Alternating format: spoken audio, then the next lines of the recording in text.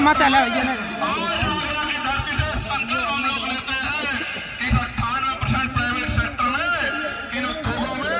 कमजोर वर्गों के लोगों को हम लोग आरक्षण देने का मत यार आपको विश्वास दिलाता। आपको याद होगा एक पार्टी है जो अपने आप को नारा लगाती है कि हम दलितों पिछड़ों मुसलमानों की पार्टी, हम इनका ध्यान रखते हैं। प्रमोशन में रिजर्वेशन का बिल फाड़ने वाली यार पिछड़े मुसलमानों की जैसी नहीं हो सकती। मेरी बात को आप याद रखना। मैं आपको आगरा की धरती से चेताने का काम कर रहा हूँ।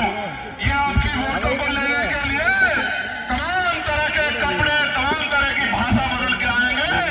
ये आपके हितैषी होते तो आपके कर्मचारियों को डिमोशन का सामना नहीं करना पड़ता, आपके कर्मचारियों को खून के आंसू नहीं रोने पड़ते। इस बात का आपको एहसास होना चाहिए। और अगर हम लोग को मौका मिल जाएगा तो पिछड़े